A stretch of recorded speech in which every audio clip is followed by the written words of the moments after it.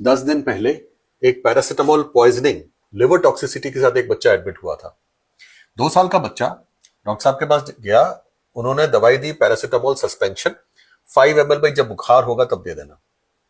Mother ने उसको paracetamol drops लेके 5 ml 6 घंटे में फीवर के लिए दिया, लेकिन उसको लिवर में टॉक्सिसिटी हो गई, पैरासिटामोल पॉइजनिंग हो गई। क्या हुआ असल में?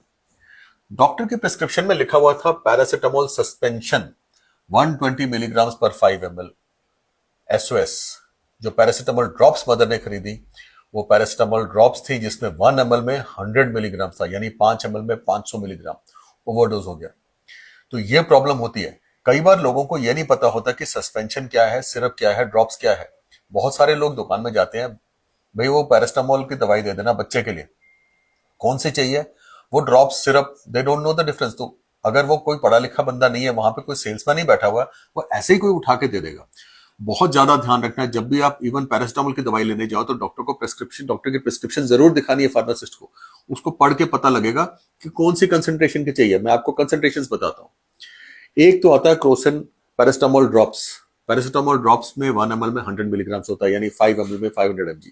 छोटे बेबीज में देते हैं, इसमें ड्रॉपर होता है, तो आपको पता चल जाएगा जिसमें ड्रॉपर है वो ड्रॉप्स है, और उसकी क्वांटिटी कम होती है, बहुत कम, ताकि छोटे बच्चे को कम देना पड़े। फिर आता है पैरासिटामोल सस्पेंशन। एक आता है 120 मिलीग्राम पर 5 ml, यानी 1 ml में 40 मिलीग्राम। एक और आता है 250 मिलीग्राम पर 5 ml। एक और आता है 240 मिलीग्राम पर 5 ml। सबकी कंसंट्रेशन अलग अलग है, इसलिए सबका डोज भी अलग होगा। और डोज जो हम पैरासिटामोल को बच्चों को देते हैं उनके वजन के हिसाब से देते हैं।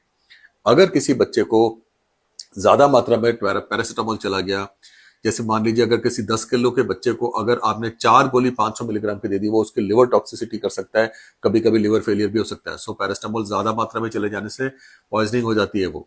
तो बहुत ज्यादा ध्यान रखना है, बुखार की दवाई ऐसे आंख बंद करके नहीं देना है। जो डॉक्टर ने लिखी है वही देनी है, उतने ही ड्यूरेशन के लिए देनी है और उतने ही गैप में देनी है।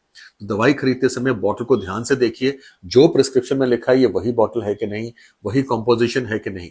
ऐसे ही बॉटल लेके देने से इस तरह के केसेस, जैसे मैंने आपको जिसके बारे में अभी बताया, ये देखने को मिलते हैं। तो उसको फिर मैनेज करना हमें हॉस्पिटल में एडमिट करके करना पड़ता है। अपना ध्यान रखिए।